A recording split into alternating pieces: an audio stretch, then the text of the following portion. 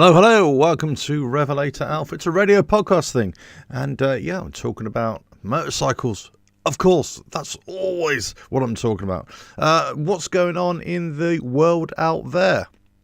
So a few stories to get through today, but as I'm in the throes of my latest project bike build, well, in truth, one that I've just restarted after having a few months layoff.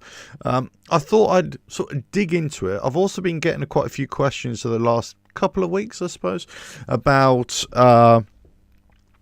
some of the elements of the project build, but also Harley Davidson M8s, the Softails and the Taurus, that kind of thing, and the content that I used to produce a lot of and that I don't anymore, but I still get lots of questions about that sort of stuff. So I'm happy to have a general Q&A on any of that sort of stuff as well. But really, I'm going to have just a general discussion about project bike builds and what I suppose my experience of doing them complete bike builds. Now, when I say project bike builds, I want to, I suppose, make the distinction, and I will make the distinction later on in the show after I've covered the news elements, between custom bike builds and project bike builds. And some people say, well, they can be the same thing, and they can. So I'll get into that, because I don't tend to do, or I've never really tended to do, a lot of custom work. I've tend to, chopped or just got put frames that have already been built, the frames, and then I just put stuff on or do minor fabrication. Mine is all just taking whatever I've got and making it look a bit different, or making it just purely down to me, or it's purely a resurrection job. Just taking something, breaking it all apart, fixing everything, getting new parts for it, or making new parts, and then that kind of thing. So that's where I'm at with that. But listen, you can follow me on all the socials wherever they are. The Facebooks and the Instagrams and all that kind of stuff. I've also been putting little short videos on TikTok as well. So if you're into that, so that's also projects are going up on the Patreon page as well. So if you want to sign up to that, and also you can help support the channel via the PayPal, but just subscribe and do your thing. But also on the website revelatoralpha.com, lots of blog posts there, and also more information going up there on a daily basis. And I still get people asking me where the Harley Davidson M8 information that I had all on there, and it's still there. Just go to the resources tab and you'll find the Harley Davidson M8 page. You click on that and you'll find all the information that I had on the M8, and all the specs and all the templates that I made for fixes and that kind of thing. Okay. So I've also got the chat on here as well. I'm hoping that this is working. Last time it wasn't working. Let me just do a quick checky check. Yes, there we go. The chat is working. I don't know what was going on last time, but anyway, I tried to do that. But anyway, as I say, you can follow along on all the social media channels. The blog posts are shared there from the website as well. I have been contacted quite a bit recently on the social media channel. So if I'm a bit late in getting back to you in those messages, it's because I don't monitor them daily. So it's only when I tend to put something on there, or just check maybe that like a post has been posted on there from the website, that I'll quickly check the messages and try and get an update as well. But as I say, it's not, it's not something that I'm actively monitoring on a daily basis. As I say, if you want to get my attention on a daily basis, I'm afraid I'm not afraid. It's just the way it is. For me, it's email. Send me an email via the website revelatoralpha.com. I will definitely read it, and I'll try and get back to you as soon as I can on that. Okay. Let me just get the websites up first, and we're going to talk first of all about what's going on in the news. Let's get into it.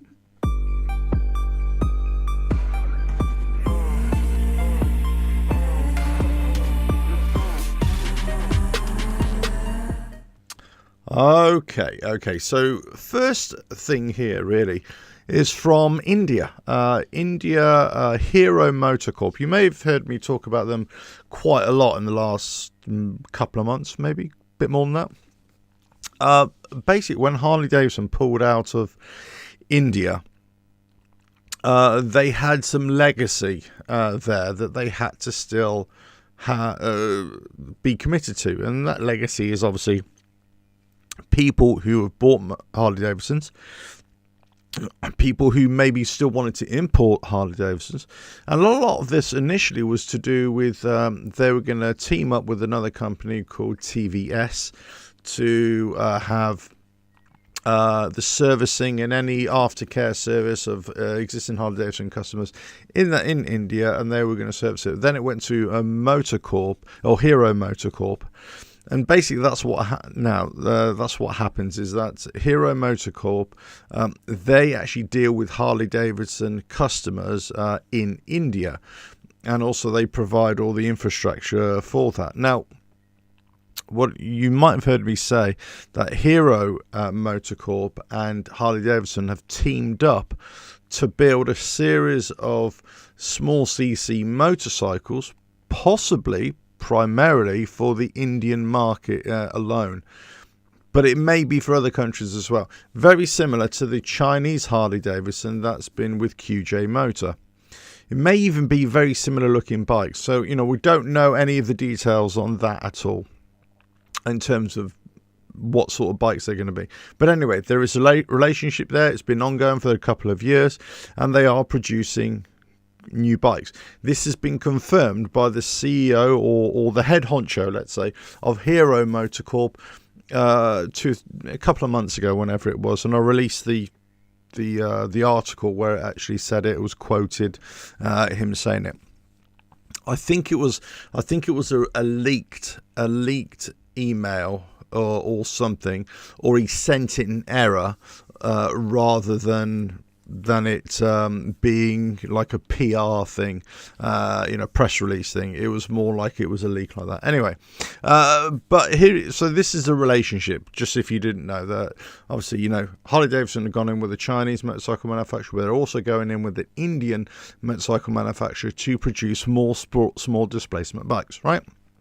So that is happening, and the bikes are supposed to come out the end of this year and into next year. So November, December, maybe the autumn of this year and into next year. But also they're saying, look, Hero Motor Corp modifies the Harley Davidson into a trike for specially abled employee, which is a nice little subject, nice little story here. This is from znews.india.com. So this is a publication from over in India, right? And it's a nice story here, but it talks about the relationship between the Harley Davidson and Hero Motor Corp, but they also talk about the way they've designed this bike just to help this guy who's obviously got mobility issues as well. So it's a really nice story, but it's basically they've taken a now what was it, the bike.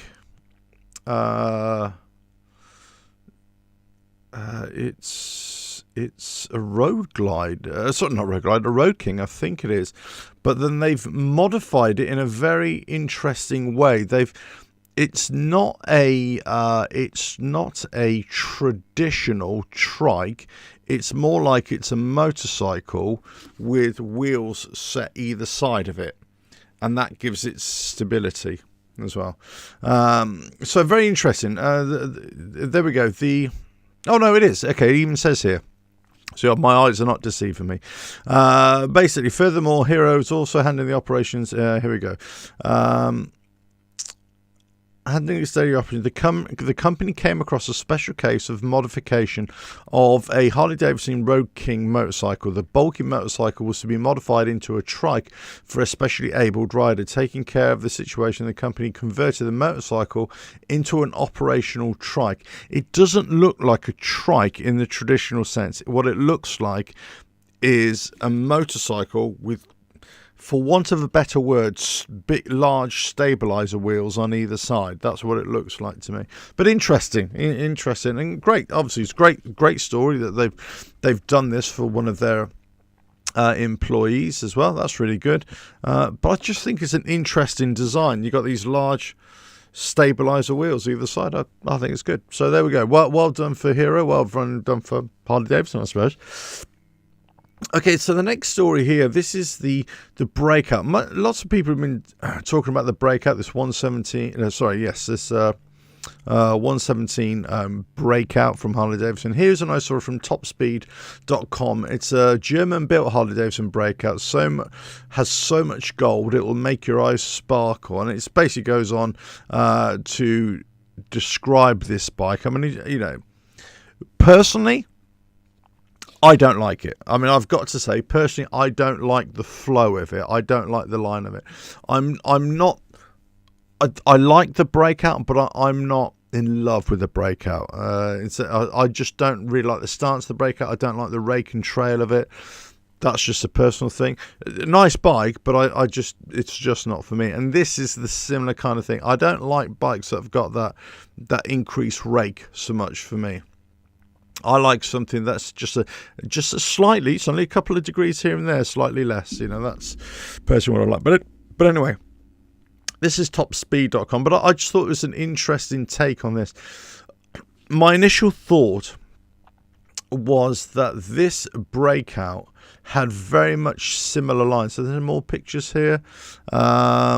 Similar lines to the FXDR with the angular tank and everything like that. And I'm just trying to find more information. I don't think it really says it here, but I've got a feeling that they've merged two motorcycles together. In other words, they've taken parts of an FXDR and put it onto the breakout here as well. But look, I'm always in awe of completed custom motorcycle projects. The talent is obvious to see, and the finished product is obviously see. So that's not the issue there. I just particularly don't like the finished look or especially the rake. I think if the rake was less inclined and with the same seating, the same curvature at the back, maybe some slightly taller bars, so you're kind of not in it a little bit more but up on it a little bit. That definitely would be my kind of thing. But it's interesting that they've taken some old lines, some old features of older Harley Davidsons, and seem to have put it into here. This is not the same tank, of course. What I'm saying is it's that angular, very defined lip on a tank and everything like that. So that's quite an interesting one. Okay, right. Let me just get this one here. Next story. This is a nice little story. Those of you who don't know, this is from hotcars.com, and basically how Porsche powered Harley Davidson superbikes also happened in the 1970s. And they basically talk about the V-Rod and everything like that, or prior to the V-Rod, and they talked about this is very old news, by the way. This is nothing new, but it's an interesting thing to recap on the lineage up to the V-Rod era as well. And basically they were trying to fend off the big Japanese, not invasion, but the presence of the Japanese motorcycles and how they could, come into the market, and they could potentially steal a lot of market share from the likes of Harley Davidson. And Harley Davidson needed to respond. They teamed up with Porsche to try and develop this the V-Rod, but actually they were actually starting this quite a way before, and they called it the Project Nova, or the new project, the new bike. I suppose. So it's an interesting one. This is from hotcars.com. Porsche powered Harley Davidson superbike. Go and give it a read, because I think it's quite an interesting story. But the aim of Project Nova here, as it says in the article, was to make high-tech superbikes to revolutionize the American motorcycle industry and take on the competition. And I've highlighted it here. Take it on the competition emerging from the East, which, again, this is, things have full circle. Or once, let's say, enemies were, or competitors become allies, become partners, don't they? So it's an interesting thing how, things revolve around. But anyway, a nice little story there as well. Okay, I'm going to touch on the next story, because I do want to get into the main topic of tonight. Okay, so the next story here. Do you remember a couple of weeks ago I talked about Bali in Indonesia, which they want to ban the use of motorcycles or renting motorcycles? Well, I always said the success of that campaign or that policy would be determined about if it really if it detracts people from going there as tourists in the first place, or whether tourists are just saying, we're out of here, we're never coming back. That's exactly what's happening. People in Bali, the island of the gods, they're basically saying, no, we've had enough of this. This is ridiculous. We come here giving you our money, our tourist pounds, dollars, shekels, and you're going to treat us like this. So, that is the backlash. That was always going to be the big backlash. Hello, Veteran Biker. Hello, good to see you here. Hey, Alpha, sent you an email. If I'm being asked to be a brand ambassador for a dealership, what should I worry about or ask for? Interesting. Okay. Let me get through these stories, and I'll talk about that as well. So thanks for the question. Okay, next story here. Let me just talk about this in broad terms. I'm not going to go into it. This is on motorcyclesports.net. There's a Chinese motorcycle manufacturer called Kove. Kove. I've been talking about this for a while. Watch out for them, because they are coming on strong. They've got some decent bikes out there. And they're already starting to come into Europe, and I think they're going into the United States very soon as well. But watch out for Kove, okay? Kove, and they're talking about here Kove. They've got 300cc's, 400cc bikes, adventure bikes, off-road bikes, road bikes as well. So definitely making an expansion into European market, and I believe if they're not already in the United States and Canada, they've got plans to come there as well. Okay, here's another one. Very sorry, really. Meet Batma biker Anand Mahindra. This is from India. This is znews.india.com as well. Approved and modified Jawa motorcycle. Jawa, an old brand, but that's been taken over by Indian money and manufacturing as well. I've always had a keen liking for Jawa motorcycles as well. But this is a bike here, so it's basically like almost like a themed Batman type bike, or kind of elements and everything like that. But as I say, if you go back and research Jawa motorcycles, that's Jawa, you'll know that they're Indian made now as well, and they're starting to gain some ground and market share over there. And also there are plans, I believe, to start exporting these Jawas back over to Europe and other parts of the world. I'm not 100% sure on that, but watch out for the name again, Jawa, in being spoken in the same sort of terms as Royal Enfield, for Western markets. I'm talking about Royal Enfield in years to come. Jawa are a well-known brand over in Europe, so let's just see what happens there as well. Okay, here's another story here. This is more for UK based as well, but basically what's been happening in London, in a certain part of London, Islington. This is an old story now, right? But basically, the local council want to charge motorcyclists for parking.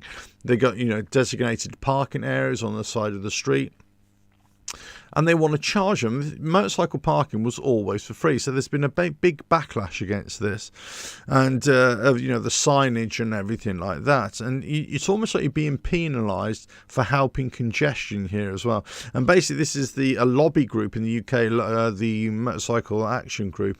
They're basically trying to put pressure on the council here to stop this, to overturn this. So let's just watch this space, because there have been other cities around Europe, for example, who've already tried to instigate this, or even some cases ban motorcycles in city centres as well. All the parking, made it very difficult for parking as well.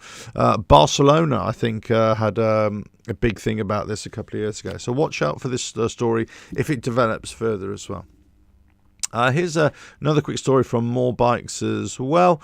Talking about we're talking about EV bikes, electric motorcycles. All the major brands are starting to jump onto it. I'm going to quickly brush through this, right?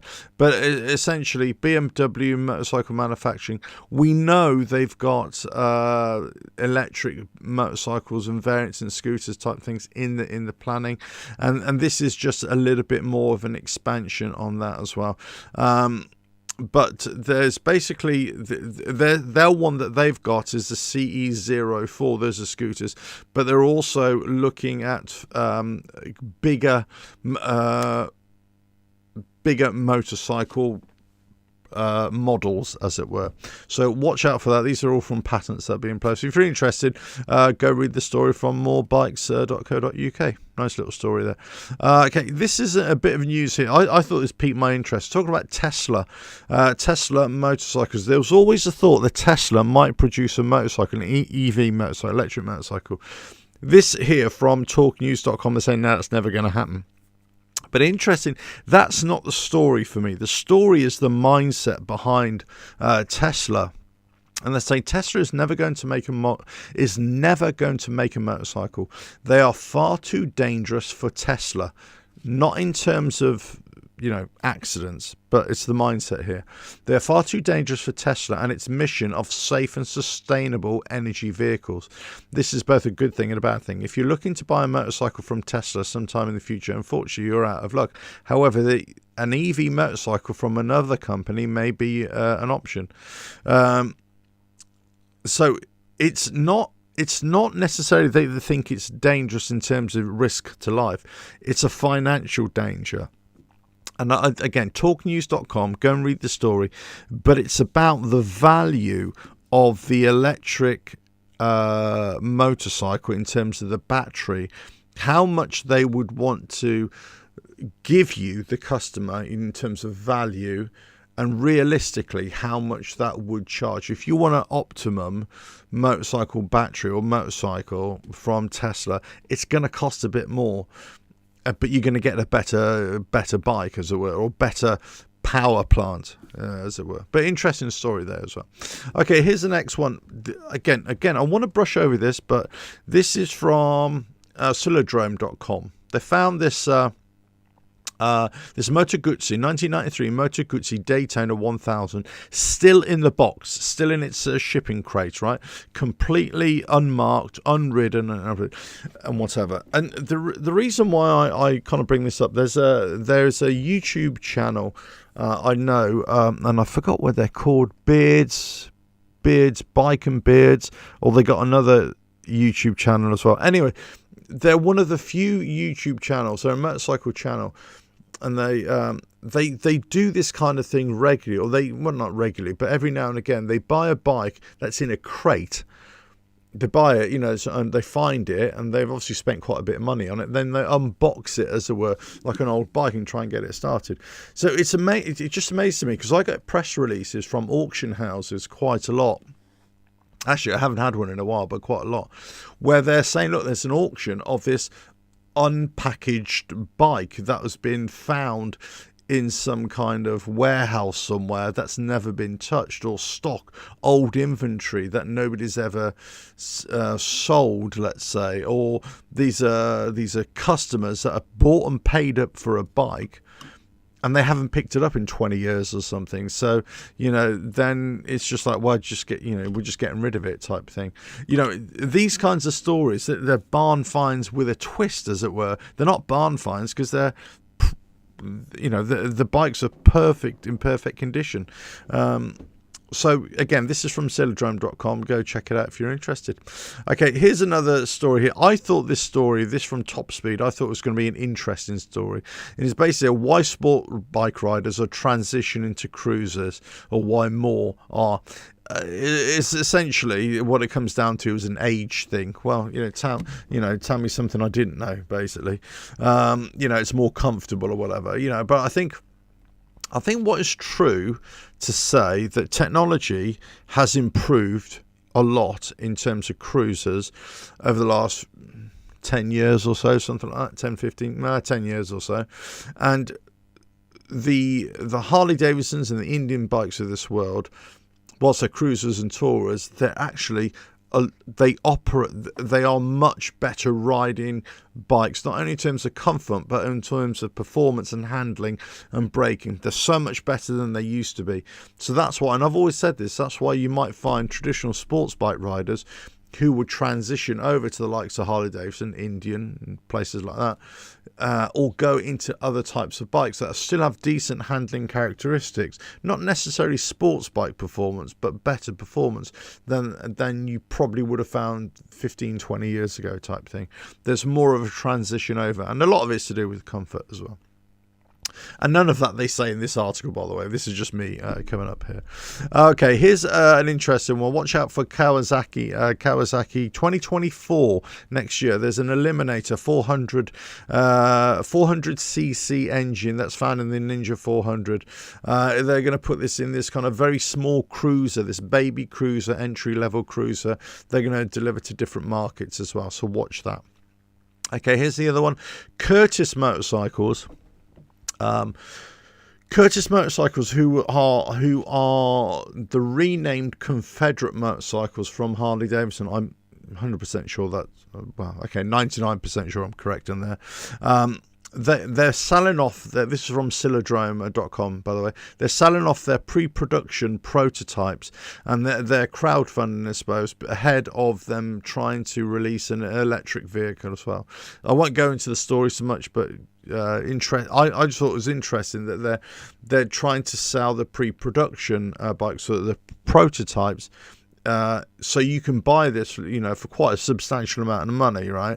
And these are the bikes that are never going to be for the road. These are going to be for somebody's office somewhere or whatever, somebody's home in their private collection. You can say, I had a Confederate, I had a Curtis prototype, and look at that. I mean, look, kudos factor and also cool factor. If you've got the coinage, I would say it's great, but obviously. But they're trying to raise money to release their first EV bike, electric bike as well. And this is an interesting story here from paultang.org from the Far East, is basically talking about these different bikes. And this is a 2023 Modenas Chris 110 and a Chris 110 disc brake. These are the small bikes. Obviously, in the Far East and everything, these kinds of bikes are, super popular. If you go to countries like Vietnam or, Thailand or anywhere, these moped type bikes are they're everywhere. It's just absolutely everywhere. These are the bikes that people go for. People have their whole families on these bikes. People run businesses on these bikes. And it's just an interesting thing that where we in the West, let's say, we talk about Harley Davidson's, Honda sports bikes, whatever, where over there the culture is still two wheels, still bikers, still doing the thing. But the big thing there is small little mopeds as well. And they get really excited about small little mopeds or, 100cc, 200cc, motorcycles. Whereas over here, we're less interested in that. We're more interested about the big bikes. But equally still as passionate, but totally different end of the spectrum, if you know what I mean. And it's down to a lot of economics, it's down to culture, it's down to where people see themselves riding, that kind of thing. These bikes, I've always said this to my boom of the face, these kinds of bikes will go anywhere, they'll do anything for you. They're light, this is why, people ride these bikes, in Africa or anywhere in the Far East and crappy muddy roads up mountains and everything like that. They're great little bikes, they just keep on going and going. And also the parts are plentiful as well. And they're usually very easy to fix as well. And very cheap to buy, very cheap to run. Right. I'm through it. I've done it. Let's just get on to the next subject, really. I'm going to talk about lots of different things, but first thing I'm going to do is address veteran bikers' question. Let's get into what's the story of Biker Glory.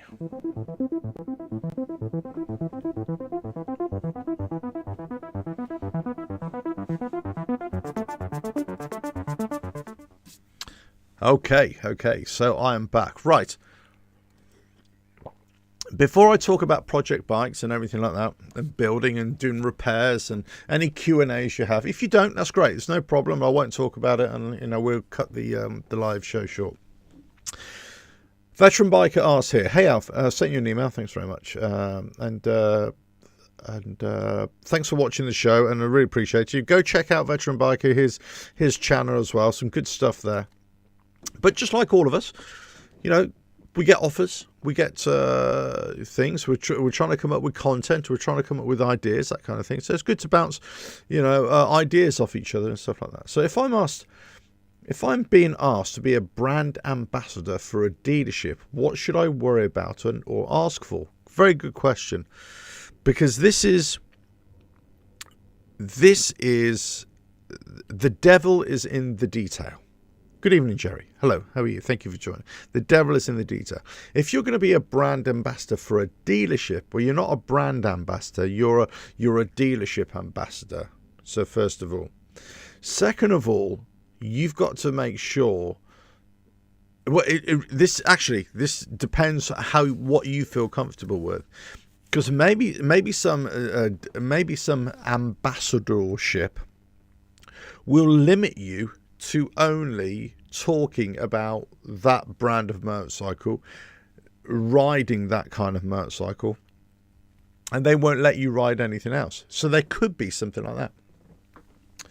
So yeah, it's a Harley Davidson veteran bike. Thank you. It's a Harley Davidson dealer. Yeah, I thought it might be. And your local shop and used for my own bike. Yeah. So it's a local bike. It's local to you. So you've probably got a great relationship there as well.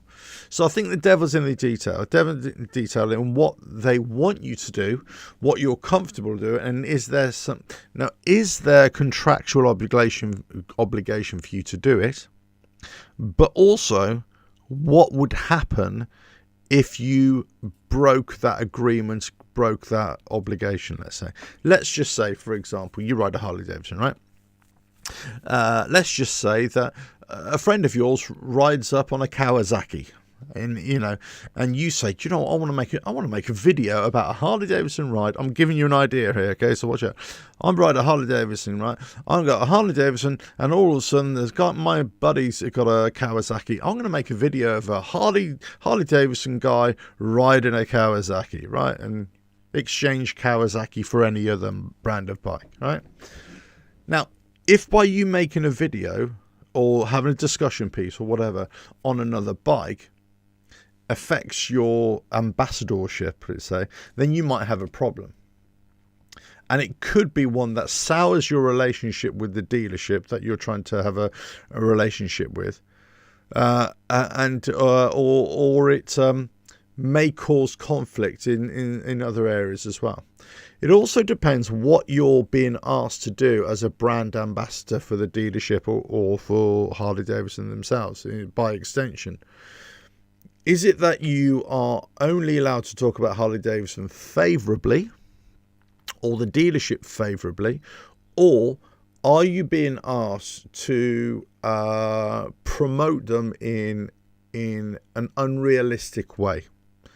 So again, this really depends what you feel comfortable with. On the face of it, it sounds like a really great opportunity. And a lot of YouTubers, absolutely right, they try and align themselves with dealerships, and they try and align themselves with, and we've talked, or I've emailed you and talked about this before, in terms of trying getting into a dealership or different dealerships and trying to have interviews, trying to behind the scenes, trying to get filming in around dealerships on different bikes, that kind of thing. It's a great way to start, and it's a great way to not only generate more content, but also meet different people and cover aspects of motorcycle life that you probably never even thought about. And I always say this to people, and I'm sure I said this to you as well in email, always keep your eyes open and your ears open as well, because the greatest bits of content that you can produce are sometimes what you overhear. Maybe a word, it might be one word, and that triggers a thought. And that's pretty much what a lot of my content is. Basically, I hear one word, a couple of words by somebody having a conversation, or I hear somebody, a noise or even a word somewhere, and that triggers a thought. Oh, what about if I did this and did that? If I see something either at a dealership or outside in the parking area, or out on the street, or on the road while I'm riding or driving, right? It triggers a thought. So being in around a dealership, even if it's not directly from the dealership themselves, can be a great source of content. It can be a great source of content. It can be a great source of you meeting new people and expanding your repertoire, let's say, but also expanding your audience and expanding your notoriety, if that is a great word. So it's a double-edged sword, really. It can be great, but it can also be a pair of handcuffs that you can't get out of. And I'm not talking about any contract or any brand ambassadorship that holds you to it. What I'm talking about is creatively, in a content form, it handcuffs you to producing that kind of content. So you hear about Bees of the Biker. Hello, thank you for joining, and thank you for, Southern California or Southwestern California. A very sunny afternoon it is there, I'm sure. Thank you for joining. But it can be a something that's going to handcuff you to the dealership or to the Harley Davidson when you want to talk about other things, or you just may want to be critical of something that you've seen, or you just want to be, you just want to mock something, or you just want to give another point of view, or you want to have a balanced debate about something. Let's face it, you can go into a parking area of any Harley Davidson dealership or any motorcycle dealership or any motorcycle gathering, and you can ask 10 people about a subject, and you'll probably get 10 different answers, right? Everybody has an opinion or something, and not everything is always rosy, right? Not everything is always great. And let's face it, if you ever speak to other Harley Davidson owners, or Indian or Kawasaki or whatever it is, their love for a brand or the love for their motorcycle is really dependent, in most cases, on if they've ever had any problems with their bike, and if they have had any problems with a bike, how easy was it to fix, how cheap was it to fix, what was the relationship with the dealership as well. So there's lots of things that you can discuss that might be against the ambassadorship of the dealership. So I think, as I say, the devil is in the detail. Now, I've kind of gone off on a big tangent. When I talk about this, I kind of get quite involved with it, and because I'm always thinking about this kind of thing. The other thing you got to consider is this. Let's just say that you, as an individual, think that this is a good idea to expand your channel, right? Right. What this means is that you become the face of Harley Davidson or the dealership, right? They are getting from the content that you produce free advertising. But your audience, or anybody who just comes across you, they will sometimes just look at you and as if to say, either you're just the mouthpiece of the dealership. Is this guy getting paid from the dealership? Da, da, da. So it depends. You may or may not be getting paid. You may be getting free bikes to go test ride and all that. So there might be a back end to what you're doing for the dealership. That is a positive thing. You're getting a good deal, right? But the perception from your audience is he's just a stooge for them. He's just getting paid for them. The other aspect, and probably the final aspect, and something you've got to be very, very careful of, is this. That as you're an ambassador for a dealership, then your audience start to question you and want you to get answers for them. They want you, they think that you are the ambassador, the mouthpiece of the dealership. Then they're going to come to you and they want answers from you for a particular problem that they've got, with their bike, whatever. And then all of a sudden it becomes much more than just an ambassadorship. It becomes much more of just a nice little relationship that you've got with the dealership. Now it's also becoming that you're almost being held accountable for anything that Harley Davidson have done or anything that the dealership may have done to an individual on their motorcycle. So watch out for that. That was an interesting thing. And these are the things and I hope that's answered your question, and I hope that's given you food for thought, really. Go in eyes wide open with these things and make sure. And this is any kind of brand deal, any kind of close relationship with any brand, any company, any product. You've almost got to go, well, you've got to set ground rules, and you've got to say, and if that means those ground rules means that opportunity falls away, you lose that opportunity, well, at least you know what your ground rules are. It's like going for a job, right? It's like going for a job. You think, it sounds good, but then you get into the fine detail and they say, no, you'll never know. The fine detail is of this job, it pays you $50,000, pounds, shekels a year, but you have to work 7 days a week. You have to work 20 hours a day. You're never allowed to do anything else, so they own you. And you're like going, hold on a minute. Whoa, hold on a minute. So it really depends. It depends. So on the face of it, it might seem good, but, really depends. But anyway, listen, this is, it's always an interesting thing. It's always an interesting thing when I've considered tying up with different companies in the past, and just like anybody, I get offers to people, companies want to send me products and they want me to talk about them, and I always say to them, look, if you want to send me your product, fine, I'll have a look at it and I'll tell you what I think. But also, if you want me to make a video about it, it's just going to be completely independent. Or if it's going to be like a brand deal, like on advertising. Well, first of all, if it's like saying, okay, this company sponsored my video, well, I won't let them sponsor my video unless I think it's quite a decent product anyway. That's never going to happen. Guaranteed. And tell you this now, unless I think that product is decent, they will never sponsor any of my videos. They will never sponsor my website or anything like that. However, if there's advertising being paid, yes, there might be advertising, but that doesn't necessarily mean that I vouch for that company. That's just advertising based on the back of my content, right? I sell advertising space on my website. I sell advertising space on YouTube videos, on other platforms as well. So that's just the nature of that.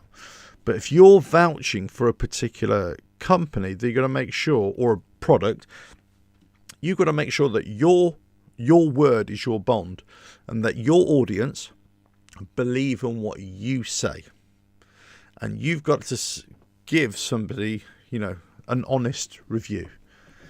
And I think that's why I don't do a lot of product reviews, and I don't do a lot of product, show and tells type thing. Because I think I don't really want to show people this. I just don't rate it. I'm also not really in the market to just take a product and completely criticize it for, just for the sake of criticizing it. It's just not me. I'll try and give it a fair shake. I'll try and give you a balanced view of what I think is good and what isn't good, whether a company has sent me the product or not. But sometimes, some of the products you get, they're just not good. I get contacted by companies from the other side of the world, right? And they say, oh yeah, we're going to send you a product. We'd love to send you a product. I say, well, okay, first of all, what is it? Whatever. And they say, oh yeah. And then next thing you say, okay, fine. Look, send me the product. I'll tell you what it is. That's fine. I say, just send me one of each of your products. If you got a catalogue, just da. And then the next thing they say, oh, we tell us what your address is in, India. Tell us what your address is in the United States, and we'll send it to you. Going, you obviously don't know my channel then, do you? You obviously don't know. You can easily find out who the charlatans are. Trust me. So, there we go. Bees of the Biker. That's a great name, by the way. Bees of the Biker. I like that. As a consumer, I appreciate a true review over a sales pitch. Completely agree. And hopefully, if you've ever seen my reviews of anything or products that I've shown you, or products that I've used on my bike builds or stuff like that, or anything like that, they are just honest reviews, my reflections. Or I would, basically say, if I buy like a whole bunch of workshop products that I'm going to use in my workshop, I'll maybe do a little video and say, look, I've just got this mountain of products here, and look, I'm going to be using that, I'm going to be using that, I'm going to be using that, I'm going to be using this, whatever, this wrench, that spanner, this bit of electrical equipment. If you watch my videos over the next couple of months, you'll see me using these, right? This is what it is. And what I'll do, I'll let you know in the fullness of time what I think of this product or that product, right? That's the way I do it. I don't necessarily go and look, because basically somebody can send me a box set of spanners, right? And I'll say, well, this is amazing. It's a box set of spanners. It's all different metric and imperial size. It's, what am I going to say about it? Oh, that looks very nice, very shiny. It's chrome vanadium, don't you know? Oh yeah. Yeah. It got a size 10 spanner. Oh yeah. It's got a 3/4 inch spanner. Oh yeah. What are you going to say, right?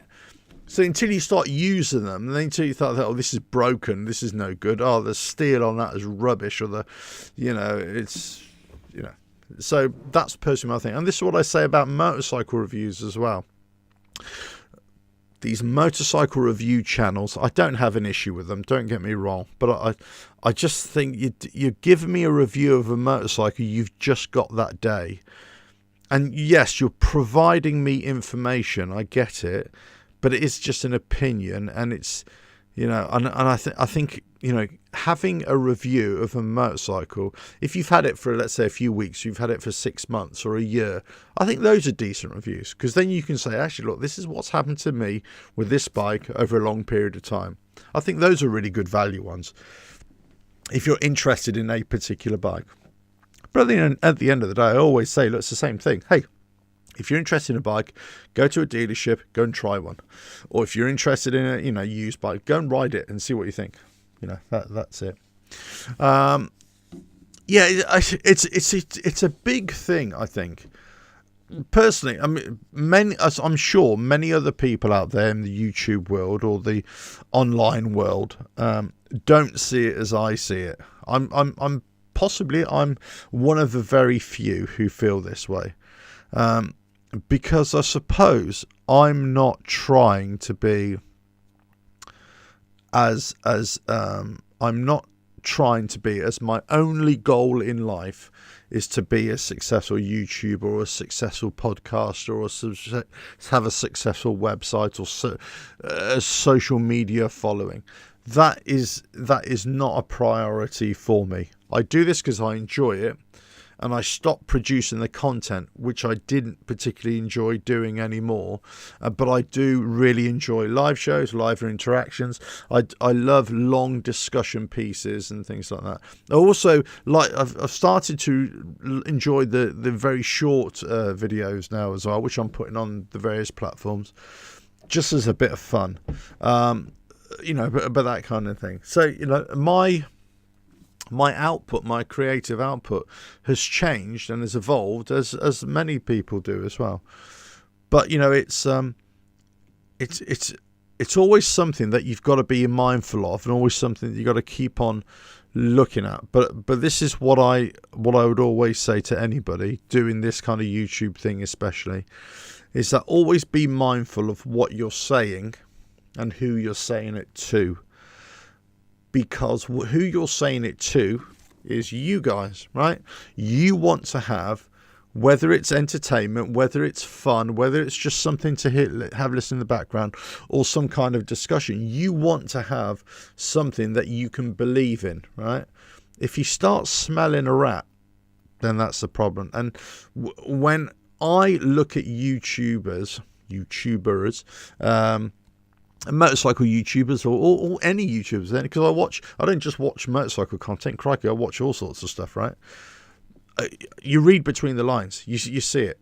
I got my lad. He goes to college. He does like a video filmmaking type course, right? He's on a course, and so it's amazing. And what he's developed, I've taught him quite a lot, but what he's developed, he's taking it in a different direction. His quality of output, his content is just amazing. Really is amazing. And this is all at a college level. So, and he's already got commissions to do private work, and he's still at college, still getting private work. And he's hooked up with other people and doing camera work and everything. It's just amazing. Nice little busy bee is lovely. Fully approve of it. But his method is just getting better and better and better, and he's evolving all the time. And this is what I feel about what I'm doing. It's just you evolving all the time. But you've always got to be true to yourself. I've always said this before, but also true to your audience as well. But anyway, that's it. That's what I was going to say on that, really. But anyway, so I've rambled on. As I say, I do go off on a tangent when I talk about these things. But hopefully that's helped you out. Anyway, listen. Let me just talk about. Well, I'll tell you what's happened the last 2 or 3 weeks since I've stopped making all the Harley Davidson Milwaukee 8 videos. The soft hours on the Sport Glide, or soft hours in general, the electrical stuff, the mechanical stuff, all the things are the fixes that I made and everything. And I've gone off in a different way, right? And this is probably something I wanted to go back to Veteran Biker, actually. This is kind of what happened to me, and I know this has happened to lots of other YouTubers who do like show and tell video content, or bring you a product, or try and dissect a product, right? And they say, look, this is how this works and everything. This is the kind of thing that actually happened to me. I was getting emails from people wanting me to fix their problems, or wanting me to explain why something hasn't been fixed on their bike, or why, getting me to justify something, why something isn't working or is working. And, you have to say to people, this is not, I'm not the one who needs to fix your bike. I'm not the one who needs to come up with a solution. You're the one who needs to come up with a solution. I don't have to do anything. I got nothing to do with you. And that's the problem. The problem is that people can be so heavily invested, and they think there's like a false investment in your time, and they think that they can just demand anything from you and hold you accountable for something that's going on in their life. And it just isn't the case. So when I stopped making that video, I didn't stop making the video because of this scenario. It's more the fact that I just wanted to do something a little bit different and start talking about other things that really interested me as well. So the comments on those old videos didn't really carry on as well. A lot of it is kind of old news for some people because there've been so much since I made those videos. Many other people have talked about making videos of that, or they've made videos about that and everything. So the knowledge has become more accessible, let's say, or readily available, and more people have talked about it.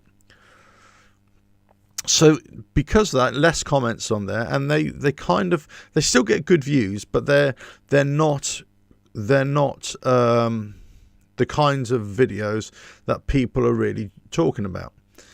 What's happened is, and somebody talked about this in one of my videos a long time ago, and they kind of made a lot of sense, that I wasn't getting a lot of views on those videos, but they were saying wait until people are buying these as used bikes, in a year, 2 years, 3 years, and then you're going to get a whole new audience. And that's exactly what's happened. The first wave of M8 riders, they may have watched my videos and whatever. Some may agree, somebody may not agree, right? Some people just hate you for doing anything. But what's happened is that there's another wave and then another wave of people who buying these bikes, and they're doing online searches for, how does this work? How does that work? What happened here? So they're coming back to these videos. So that's why, if you're talking about making content for YouTube videos or whatever, this is what they call this kind of eternal viewing, a rolling viewing audience, as it were. Or some have called it like an evergreen. It's always there. It's always present. It may not attract the most views, but this is one that keeps on trickling on, for a long, long, long time. If you're making topical videos, it's only topical at that point. Next week, it's old news. Nobody's ever going to be watching it. You might get a really high spike in numbers, and some people, some creators are always trying to do the topical stuff. They go from one topic to the next to the next. And it's very difficult to keep that going for a long period of time. Whereas this evergreen, eternal kind of content is great. So what's happened is, it's a very long-winded way of saying it, but what's happened is the last 3 or 4 weeks, I'm starting to get comments, or I'm starting to get emails sent through to me asking questions about this, that, Softail, M8 engine here, certain, why does this thing do that? Why does that do that? I'm happy to answer wherever I can. But also, because I've put up a couple of shorts about the project build, they're asking me to say, oh, that's interesting. What about, can this work on a Harley Davidson M8? And the problem is when you're trying to talk about motorcycles in general, you can talk about motorcycle mechanics, motorcycle electrics in a general sense. But actually, every bike is different. Every bike is different. Every bike has its own set of electrics, own set of components. They're all the same. They all kind of work in a similar kind of way, but it just might be a different way of achieving it, if you know what I mean. Let's say, for example, this bike that I've got here right now. Last night, I'd be absolutely honest with you. Last night, I was working on this bike with electrics, and I was just trying to mock up some rudimentary electric wires just so I could turn over the engine off an external battery, turn over the engine via starter relay. Also wire up the spark plugs via the points on the pickup, the end of the crankshaft there, to see if I get going. Great, got it working, got it started up, and then afterwards I just couldn't get it. It wasn't sparking. There was no spark. I'd actually squirted some easy start into the cylinders. I just wanted to see if it fired up, right? And there's no spark at all. So I'm going, what the hell? And I was there for about half an hour, just bashing my head against the bike, as it were. In the end, I had to walk away. In the end, I was just like, right, that's it. I've had enough. Let me get away from this thing, because I'm going to end up getting a hammer to it and, causing some damage. And these things can drive you insane. These project bike builds can actually drive you insane sometimes. But what I always say is that project bike builds, or any bike build, is just a jigsaw, and it is just a process of elimination. So there's lots of similarities, but there's also individual things, subjective things that you've got to be, you know, you've got to try and figure out. And some of the components, the parts are different. So you've got to try and figure out. I think I'm doing this project build in the worst possible way. And I'll tell you what the way is.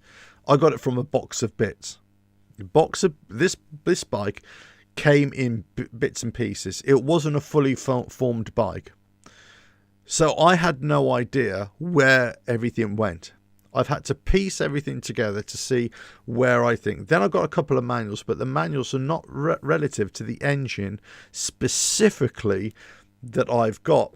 It just talks in generic stuff.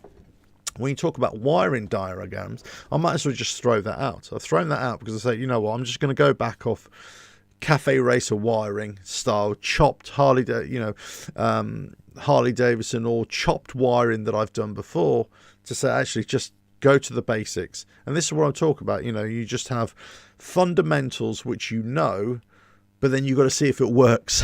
You've got to try and make it work. And sometimes a lot of trial and error. So lots of people see the little short videos that I've done and they say, oh yeah, how does this work with a Harley Davidson software? Well, really, honestly, it's well, look, I'm not doing this to a Harley Davidson software, so I couldn't really say off the top of my head. But fundamentally is just there are known issues with the Harley Davidson Softails and Taurus in terms of electrical or battery, charging the battery or trying to jump start a battery. So the project build which I'm doing now, or the way I just got the engine starting over, actually you can talk about this in general terms about Harley Davidson's, the M8 Softails and the Taurus. Specifically the Softails, where the battery is sunken down and it's not easily readily accessible from the top. I think I talked about this on one of the live shows the other day, and we talked about you can get battery packs, starter boosters packs. But the problem is when you're out on the road, how are you going to get the battery booster pack to connect to your battery so you can try and start your bike if it's dead? Let's say, you know, if the battery is dead. How are you going to do it? So then there's extra cabling that you have to set up just so you've got a little pigtail coming out the side of the bike so that you can connect up to the booster pack just on the side of the bike there without having to undo anything, just like your little trickle charger lead, that kind of thing. You boost the battery and away you go. You know, you can do things like, hey, bypass the battery and go connect another battery direct to the starter motor, right? Well, that all works if you've got an exposed starter motor on your motorcycle. The Harley Davidsons, the Softails, the starter motor is actually buried beneath the battery, right? So it's actually it's totally inaccessible. Totally inaccessible without removing the battery from the right hand side cover, without removing all the battery casing around it, getting rid of some of the wires, and then you can just, if you've got thin hands, small hands, it's a lot easier to get in there. But if you've got big farmer's hands like me, getting in there is a bit of a chore, right? It's a bit of a chore. Sorry, hold on, I've got a question here. Yeah, here we go. I'm operating on 3 screens here, so I got my little cursor and I keep on losing where it is. So there are always things that you can talk about in terms of project bike builds that translate, that you can use on your own project builds, right? But a lot of it is totally independent, or it's totally unique to that bike, or the situation that you find yourself in is not unique, but it might be unique to you, that you may not have had to do it before.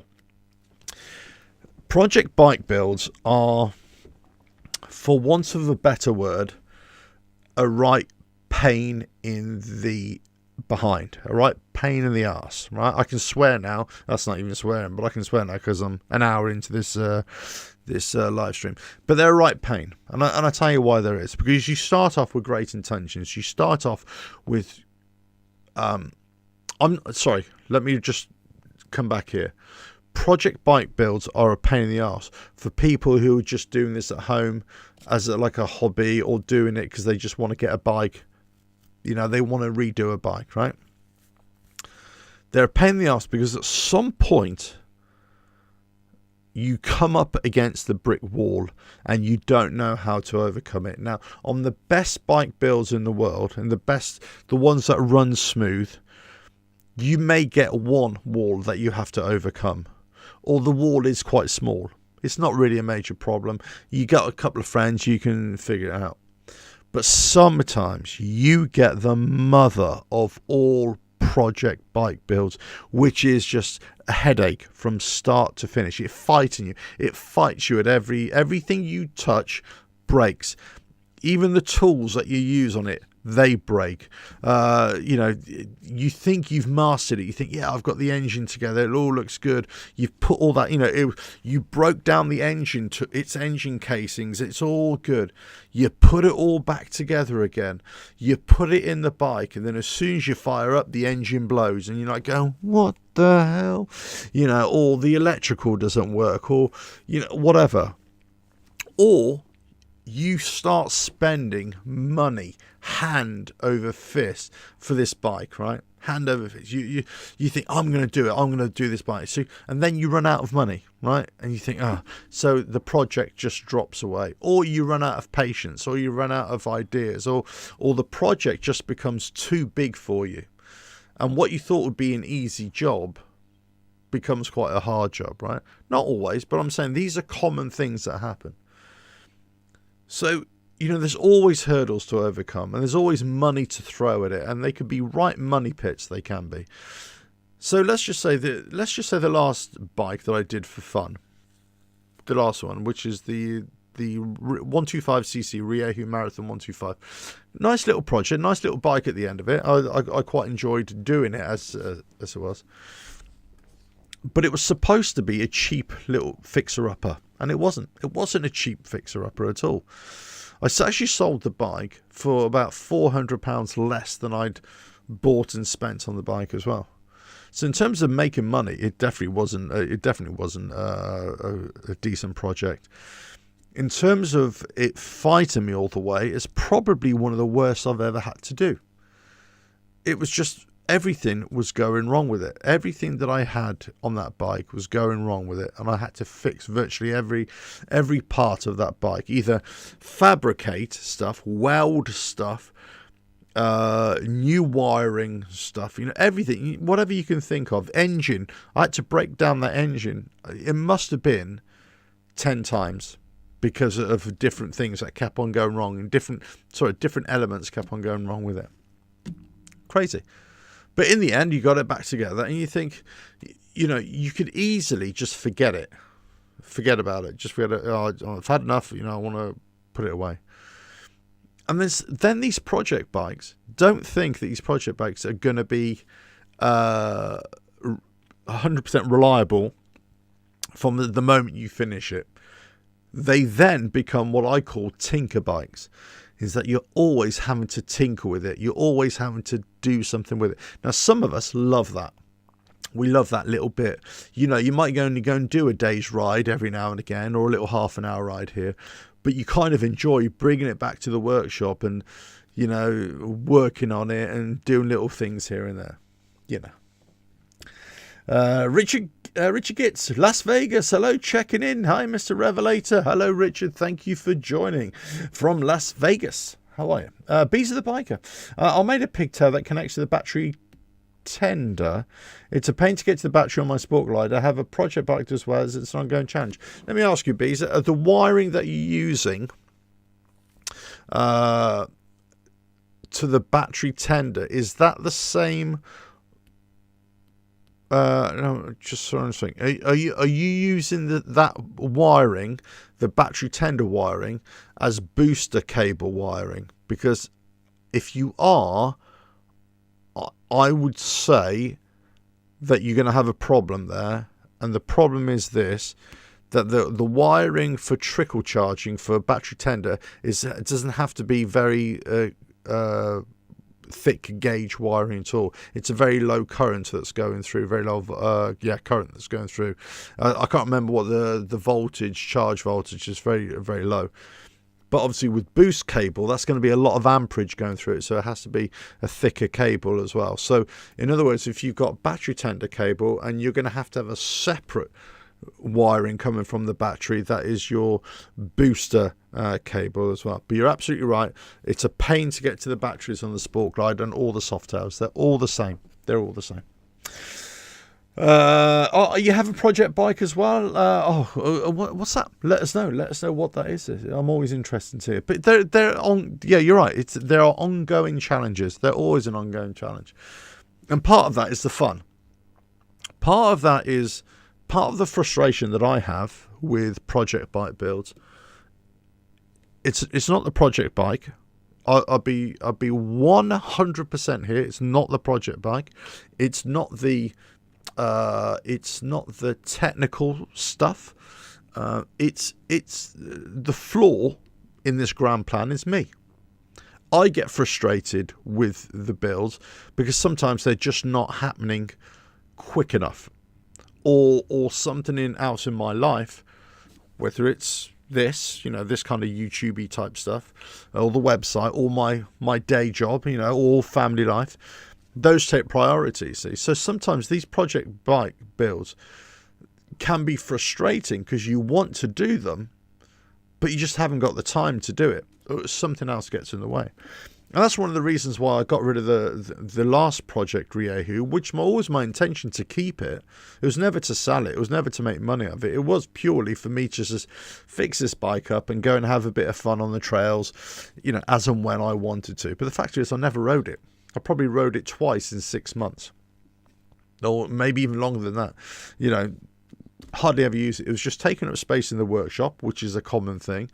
I wanted to work on this bike. I had no room to work on this latest project, but I thought, right, let's get rid of it. And thankfully, I was able to get rid of it. But it wasn't something I was proud to get rid of.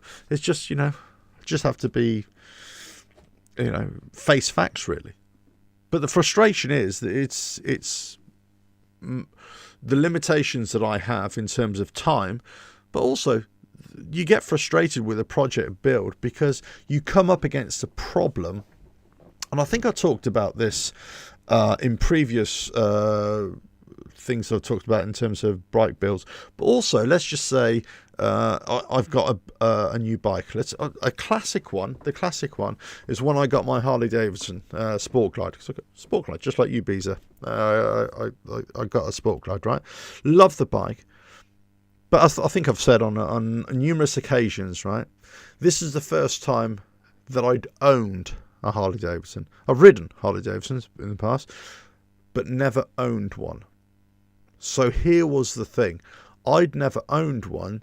So right from day one, and this kind of formed a lot of the content that I was producing, the videos I was producing at the time.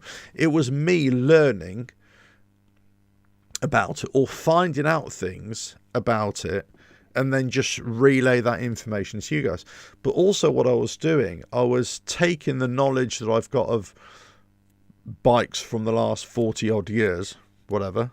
Yeah, 40 odd years. My bike riding experience, my bike building, my engine, my electrical, whatever, wheels, brakes, whatever it is, and using that to determine what I thought of the bike, and then also looking at the Sport Glide and the Softails and say, well, why have they done that there?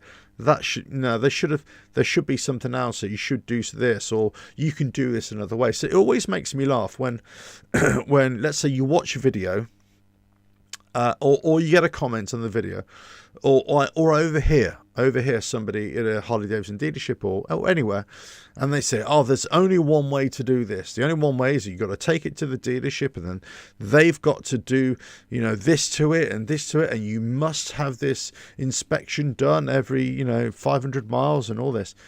And you're like going, nope, that's not true. That's not true. There is that way, but there's always an alternative way, and sometimes there's various ways to do it. And people get blindsided, get taken in by this. Not just Harley Davidson. This could apply to any manufacturer or any bike, right? Get taken in by there's only one way to do something. Well, in most cases, there are lots of different ways to do it. And just because it might not be in the manual, or just because you've got yourself hold of a service manual and you think, oh, well, I know everything about bikes now. That doesn't always work. It doesn't always ring true. There's lots of things that you could do, that you could apply from other bikes or even cars, right? Or any kind of other mechanical thing, even electrical installations. You could apply that to motorcycles in particular, but Harley Davidsons in this case. And there are certain things with some motorcycles that you just can't overcome. And most of those things are to do with modern motorcycles, and most of those are to do with the brains, computers, ECM, electronic control modules, body control modules, in terms of Harley Davidson, right? It's those kinds of things that you, as an external home mechanic, I want to use that in kind of, layman's, in broad terms, as it were, in the old dreaded inverted commas, right? You, as a guy at home, or gal, or them, or they, whatever your pronoun is, right? As I say, I'm being very woke these days, so I'm trying to see everybody. I don't care what you are, as long as you like bikes, that's all that matters to me, right? But you, as the home mechanic or the home auto electrician, or whatever you want to call yourself, there's going to be some things, especially on modern bikes, that one, you may not have the expertise or the understanding, but also you just may not have the tooling to do it.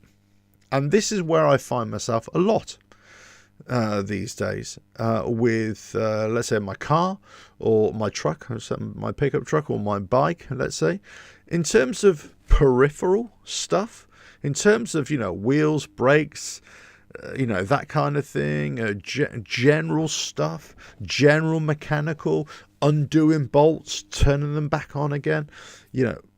That's all just the same as me working on this bike here. The fundamentals are exactly the same. Where it is completely different is when this electrical brainy type thing and how it goes around the bike and this CAN busy system type thing. What the hell's a CAN bus system? So then you kind of think, oh, okay, all the bikes I've ever had before didn't really have this, so they did, but I didn't really think about it before. So yeah, okay, let me dig into this. Then you think, oh, okay, yeah, I understand it. This is just messages, really. This is just coded messages sent via wires, and it's just a way of delivering messages all around the bike and getting that messaging back. And there's the brains that just in the old way of doing it, it's just and NAND gates and NOR gates and things like that. And if you ever done auto electrics, you'll understand what I mean. It's all old fashioned, that sort of talk now. It's all chips and microprocessors and all that kind of stuff, but it's in a little black box like that, and that controls everything. So when you're trying to do an old style project bike, and then you're saying you're going to compare that to that, well, then a lot of the components on the old bikes don't even exist on the new bikes anymore, because a lot of the functionality of those old bikes, in terms of wiring or terms of whatever bits of equipment on there, especially the electrical stuff, right, is all contained within a little black box. And you, as an individual, you can't access that. So the only way, and this is where you overhear the chattering classes, to your side saying the only way you're going to get that done is you've got to take it to a dealership. Yeah, in some cases, that's it. Or you got to take it to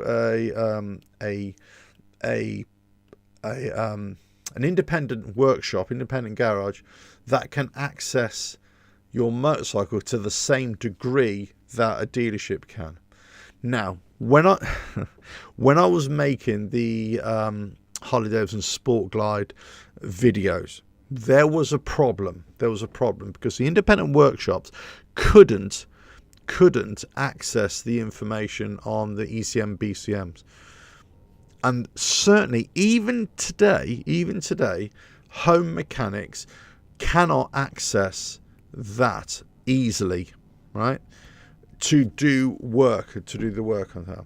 The only way you're going to be able to do that is get something like techno research type modules which you can hook up to bikes, but these cost $5,000-$10,000, so they're specifically for independent workshops.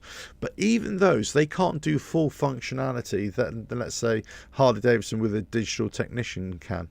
They can do like 95, 96%, 97%, but some things still that is proprietary from Harley Davidson. So it gets a bit tricky. Beast of the Biker. I use an aftermarket cable. This is similar to the factory charger wire. It's a little heavier gauge connected to the battery directly. Okay, so that is that for the tender, or is that for the booster cable? But yeah, I mean, if the gauge is there, I mean, there is something else I should say here. If you use one heavy gauge wire, one thicker gauge wire, that is good enough for the boost cable, boost power. It will also be good for the trickle charger. It's just a connector that needs to be the same, that you need to modify a connector. But yeah, you're right. You can't use higher power through a thin gauge, but you can use lower power through a thick gauge. So yes, only one connector is required. You just got to make sure the wire is thicker. Yes, if that works, you can use it for multi-purpose there as well. Yeah, so project bike builds can be, there's no greater sense of achievement, I think, for anybody working on their own bike or their own car and fixing it up and, just coming to the end of the journey. But the journey is littered with pitfalls, littered with, you wonder what the hell you're doing. You wonder what, when will it end? When will it end? You wonder what can be done. Or you come across a problem and you think, I'll never be able to fix it. I'm never going to be able to do it. And especially if you don't know people who are able to fix it, it's the costs just become incredible. I always say to people, so if I'm ever asked the question, which is the best project bike to build, I would say find a bike that is in the best condition possible. Find a bike that is already running, right? That is running. It's a running bike. It's in a great condition. That is well within your budget, of course. Then use that as the basis to learn on. So start doing small jobs on it. Take things off, clean them up, put it back on there, right? If you want to start trying to make more slight modifications here and there, depends what other skills you've got, in terms of welding, in terms of, whatever.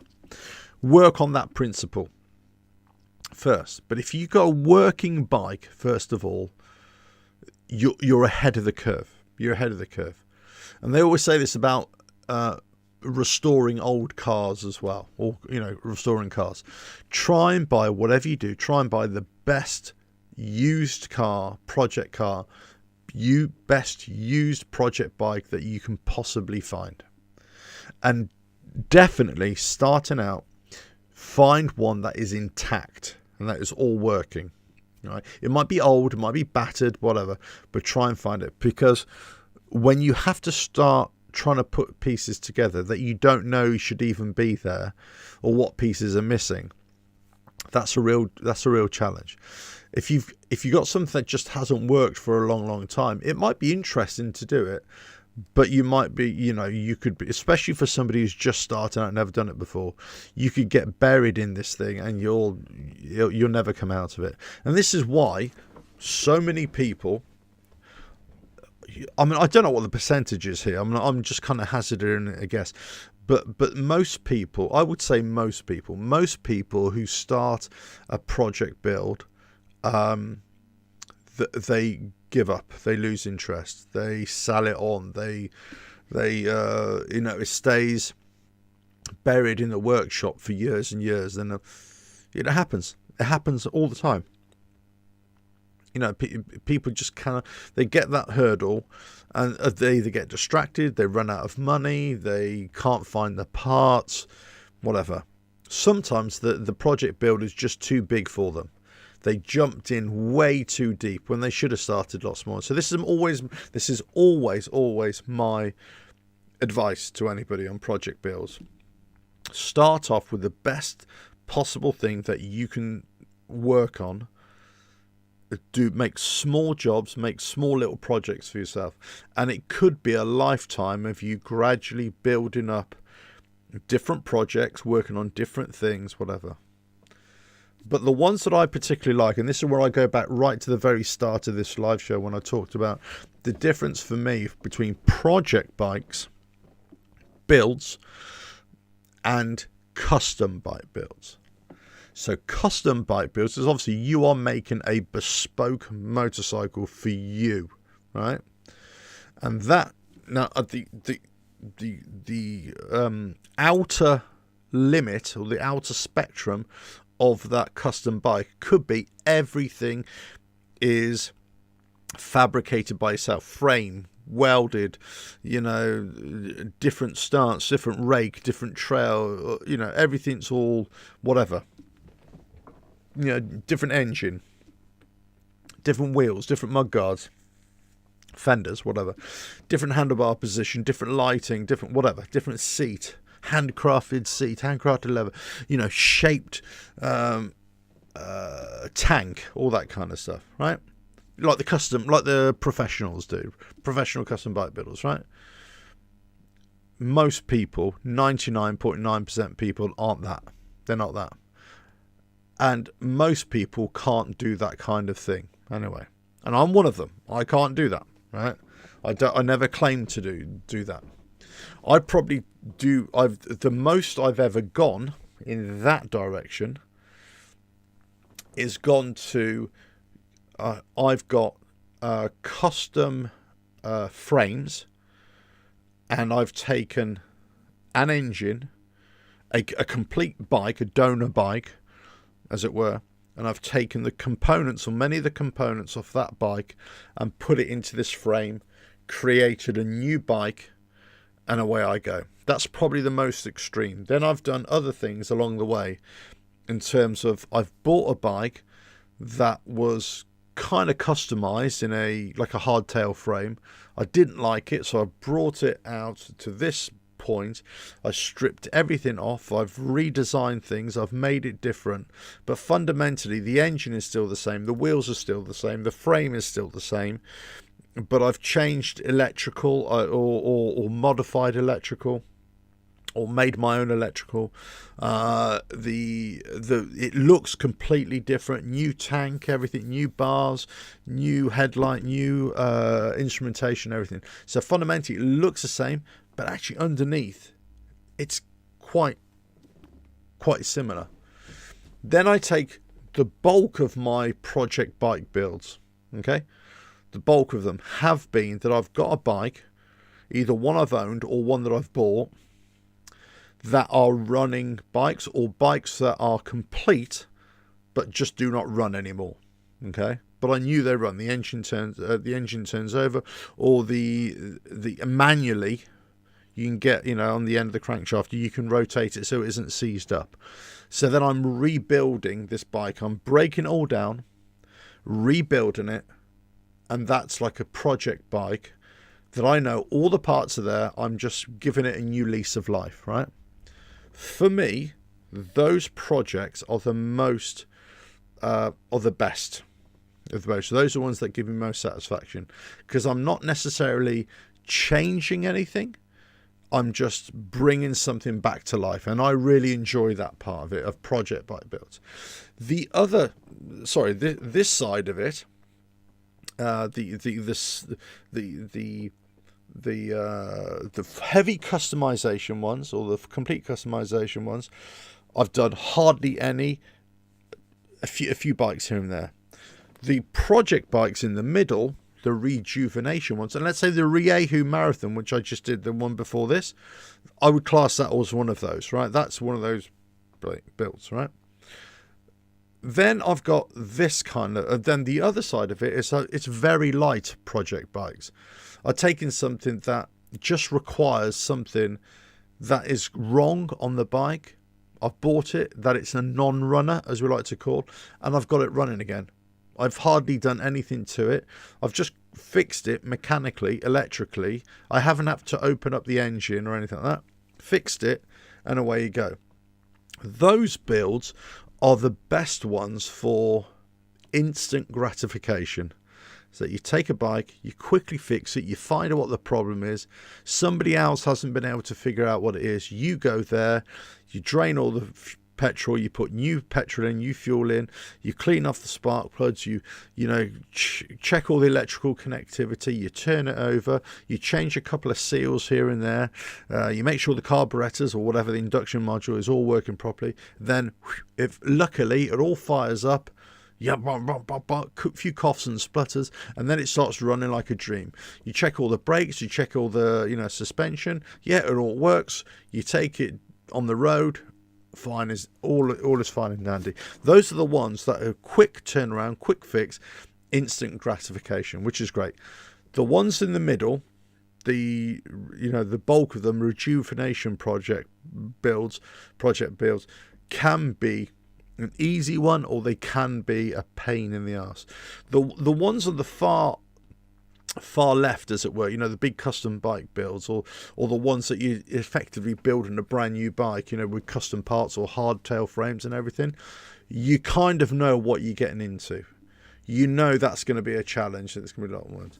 The ones in the middle, those are the ones that just blindside you, and you think, what the hell am I doing here?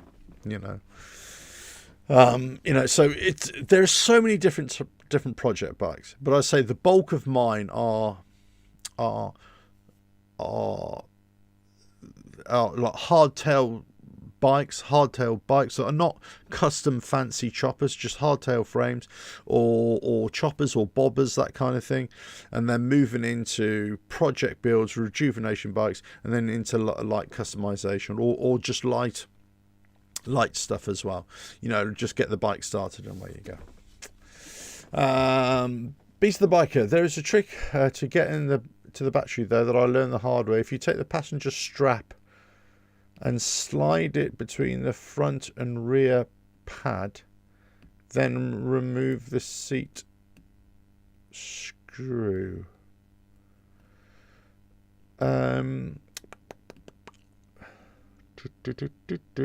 If you okay, I'm not sure what you mean. It allows you space to separate it from the tank, then you can slide the strap back to remove the seat.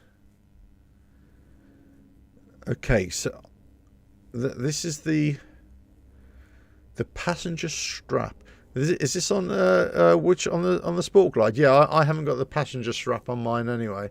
I'm not sure which battery you talk. The battery on a Sport Glide. Well, you can only really take it out. We can only take it from the side, the right hand side. So I'm not sure how you would do that with the battery though.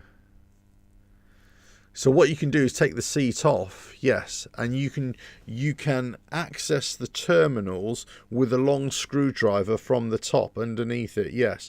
So you might be able to feed through a little connector wire and then just hook it in there and just retighten everything up. Yeah, I've done that in the past. But in terms of removing the battery, no, you might be able to get the connectors there, yes, but it's a real fiddle. It's a real fiddle. It's not easy to, yeah. But that seat, I just ditched that passenger seat strap anyway. I just thought just didn't like it. But in terms of the project builds, I think are really frustrating. I've got a video coming out this week and talking about time frames and things like that. There are two things I suppose you've got to look at: time and money. These are the two things, because if you want to increase the time or speed up the time, usually that takes money. And if you haven't got the time, then obviously it doesn't matter how much money you throw at it. You know, if it's only you working on the bike, you're never going to get it done. Now, the point is, you could say, well, hey, listen, if you've got the money, why don't you just pay somebody else to do the bike? But I suppose there's two things in that. One, you're not then building the bike yourself. It's not a project bike. But I suppose the other side of it is it depends what kind of project build you're doing. So let's just say, for example, let's just say you're building a custom bike, whatever it is, I don't know, and you send all the body panels out and the tank out to be spray painted, right? Now, you could do it at home and try and do a rattle can job, you know, a spray can job. And, you know, it looks, you know, a bit naff. But I kind of like that look. I don't like fancy paint jobs anyway, but I kind of like that look, right? And I like, and this bike that I'm building here, it's not a rattle can look, but it's a kind of it's a fun bike. And I'll explain what it is in a moment as well. But by you sending your stuff out to a specialist, a painter, the stuff that you can't do, that doesn't necessarily mean that you're not a project bike builder, but you just know that you want a nice paint job, you're not going to be able to do it, you're going to have to pay somebody else to do it. When people say to you and they say, oh, I built a custom bike all by myself, and you see it, and it's, you know, it looks like a Christmas tree, and it's got flames or sparkles all over the place, and it's got this, that, and the other, and you think, wow, you did everything on this bike yourself. And then they say, oh yeah, I did everything apart from the paint. Oh, okay, that's cool. Yeah, you did everything else. Well, I did everything apart from the electrical, because I got my mate to do the electrical. Oh, right, okay, that's cool. And and so, oh wow, you did everything else. Well, yeah, apart from the welding, because I needed, you know, somebody to weld this bit here. And you go, oh, okay. So apart from the paint, the electrical, and the welding. Yeah. Oh yeah, apart from the spoke wheels, there's no way I was going to do the lacing up of the wheels on it. I need to get somebody else to do that. There's no way. So, you know, what part of this bike did you actually do? You know, and because it's a big custom bike, you know. And if you say to, oh, it's a project bike, you know, I did as much as I could, but I got somebody else to do stuff. And you're like, okay, that's fair enough. There's no problem. Okay, good effort for, you know, getting on the road, you know. So I don't have an issue with anybody sending stuff out for somebody else to do that they can't do themselves. No problem with that at all. In fact, that's what you should do, right? That's what you should do. But I think when people say, yeah, I've done this, I've built all this, and you say, well, how much of that have you actually built? And I'm exactly the same. If I said to you on this bike, how much have I done myself? Well, I'd say, well, actually, do you know what? I'm just putting bits packed together, and like the tank, you can't see in shot here. The tank, the colours have stayed the same. I basically just put a bit of writing on it and clear coated it. But essentially, the tank is the same. The side panels and the tailpiece, I've actually scratched them now. I need to respray them and redo them. But essentially, they're the same. What I've done is very, very minor, and it's rattle can type stuff. So it's kind of easy for me to do. But I haven't actually done anything on here that is significant. I haven't actually done anything on here in terms of custom bike build and fabrication that is significant. Therefore, you know, it's quite an easy project build. It's quite an easy custom bike build, if you know what I mean. This bike, which I'm doing here, is what I call a bitzer bike. Well, it's not even really a bitzer bike. If anybody knows what a bitzer bike, let us know in the comments below, and I'll tell you what it is. A beast of the biker, yes, you are correct about the battery remove has to come from the side, but you can jump it from the front. Yes, okay, that's what I thought you meant. Yes, yeah, you can get wires in and chop it up that way as well. The problem is, you know, trying to put booster. It depends what kind of booster pack you get and how long the probes are. If you can get some with probes, how long those probes are, and if the probes are that long, hey, fine, go for it, right? Yeah, because I have different wires. So Morris Casey, supervised bike build. I think I need to be supervised, that's for sure. Hey, look, you know, that's always a good thing, actually. You know, I always say if there's always like a group of you doing project bike builds or friends or whatever, yes, a supervised bike build in terms of, you know, you've always got somebody to bounce ideas off or somebody to come and help you. hey, that's a great best way to do it, I think. Or, I'll tell you what is a great way. I'll tell you it's a great way in project bike builds.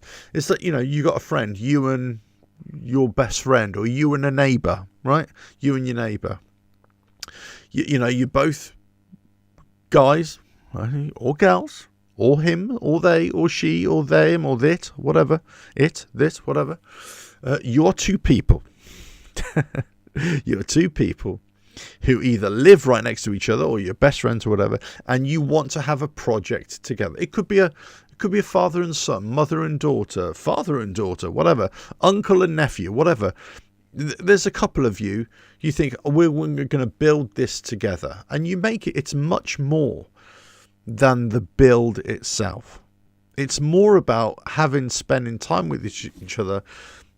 And just having fun on a project, and especially if it's a father and son type deal, or parent and child, or uncle or auntie and with nephew, or whatever, or even a grandparent. And it's also about spending time with each other, but it's also about passing on information as well, and helping to, pass on that information, especially if they show an interest for it. Forget it if you've got a child who's not interested.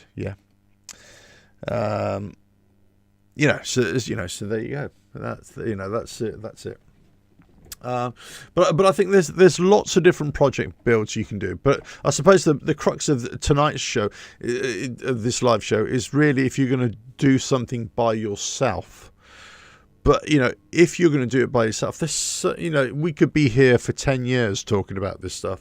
We could be here 10 years talking about this stuff, and there's so many things to discuss. But in the end of that, you just got to get in there, get stuck in, and hopefully the project won't be too much for you, won't be too big for you. And I think definitely, if you've got a bike that's a project bike, let's put it this way. I would never buy a new bike or a newish bike to do high level project work or custom bike work to it. And the reason is the cost. The cost is just too much, right? Just buy a bike that's 10, 15, 20 years old, 25 years old, whatever. That's fine. As long as you've got, always choose a bike that you do your research beforehand, that you can get lots of parts for it. Unlike he says, unlike my last project build where I got this bike, which I wrongly thought that the parts would be readily available, and it was so much hassle. That's what delayed me in the project and cost me a load more money than it needed to, because the parts weren't readily available. Try and get a bike that's a little bit older. Maybe a bit, older technology. Parts are still readily available. A really popular bike helps. So if you find a bike that's been really, like a Honda CB750s from back in the day, or Suzuki GSs, for example, back in the day, or any Harley Davidson, whatever, Harley Davidson Sportster, classic. It's a classic bike to work on in terms of project build or custom bike, because there's just parts are everywhere, right? Parts are everywhere. Do not go and buy like a Laverde bike, or an old Moto Guzzi, or an old like a 1960s Moto Guzzi, or like a 1960s I don't know, or a 1950s Triumph or something like that as your first project build.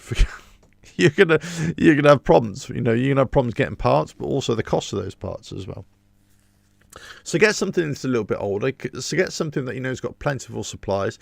You possibly get something that you can buy another bike as a donor bike that will bring you all the parts that you need as well. So it really always depends. But my advice would always be, just choose a very simple bike project first of all.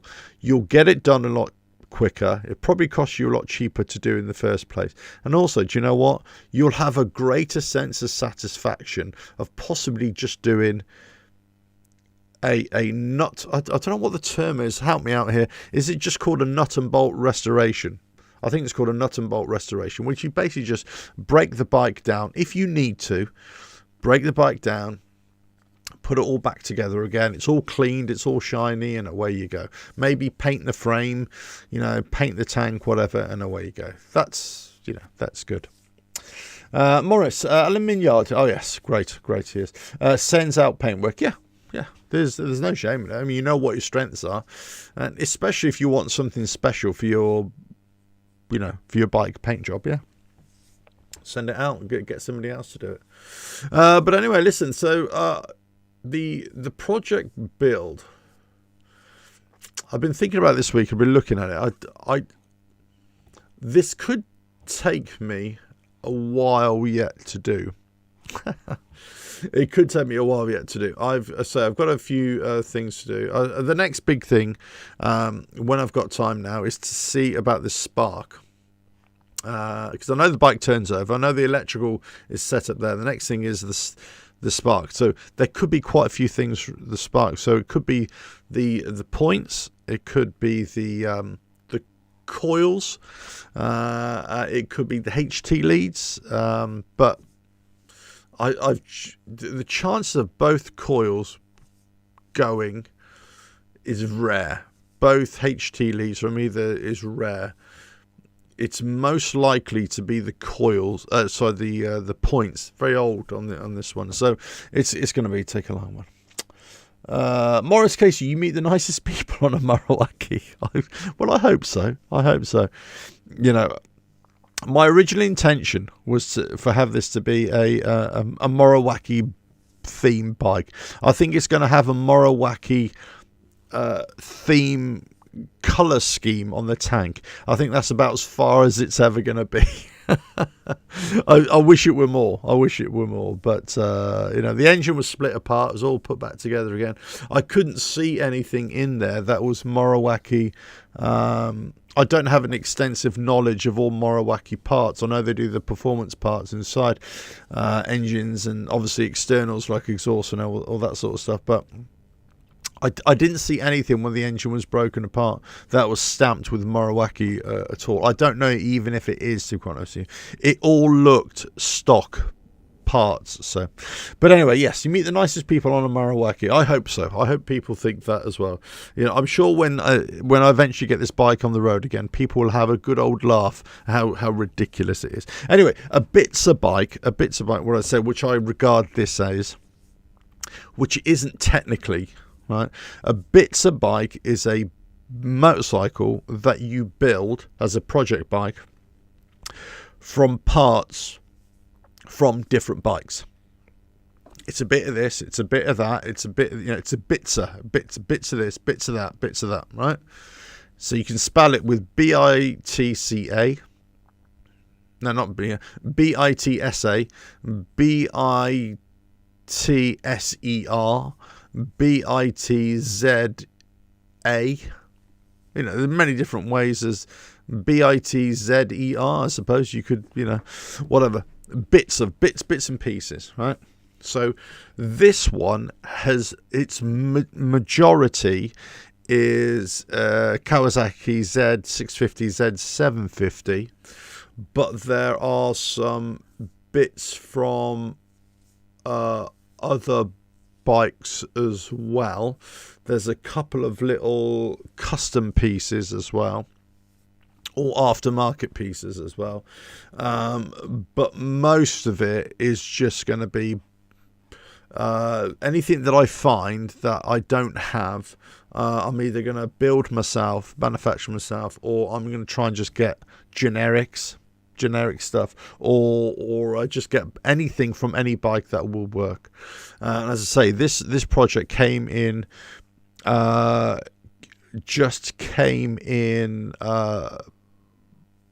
pieces. Hold on, I'm not even sure if I can show you. Let me have a look here. There is maybe.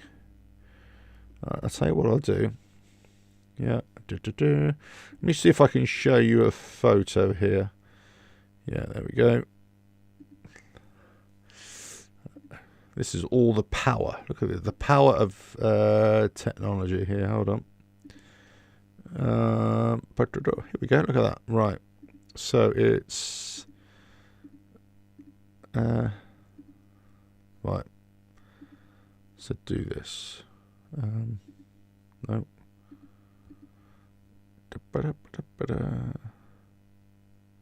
Fit to screen. Right.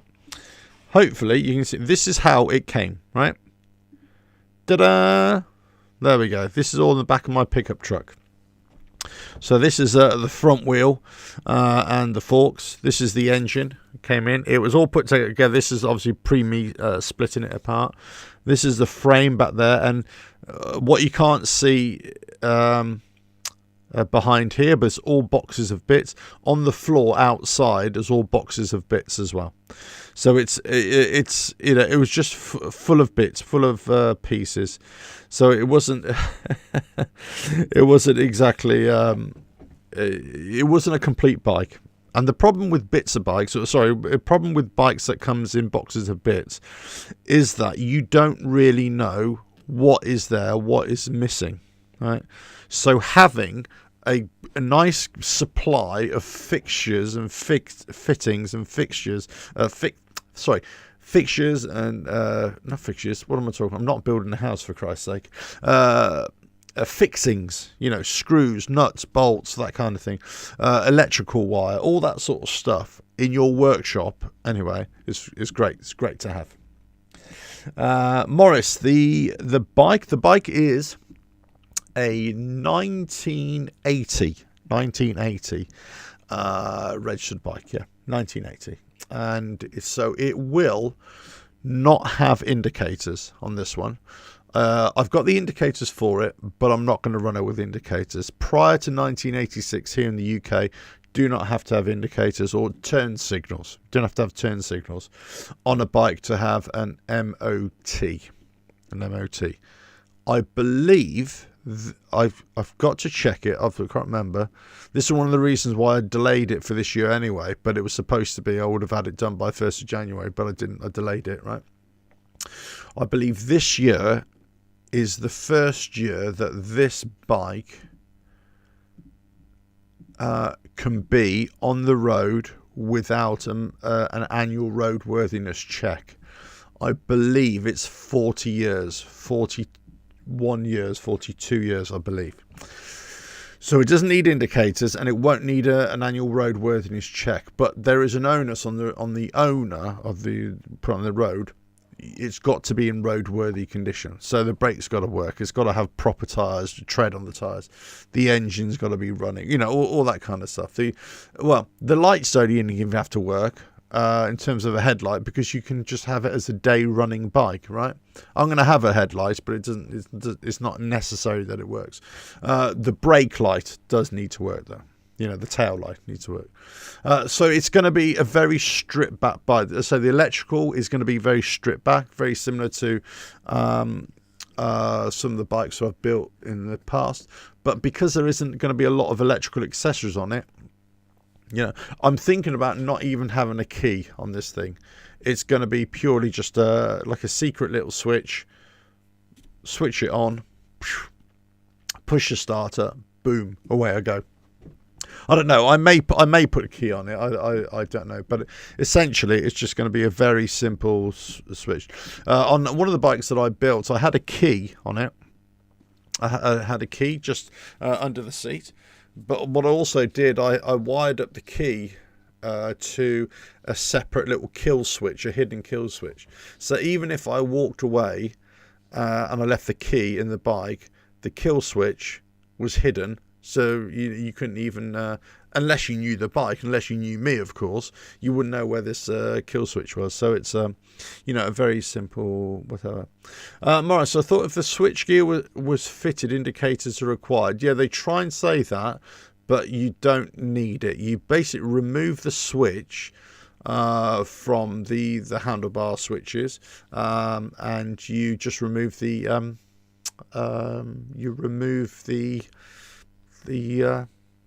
indicators themselves.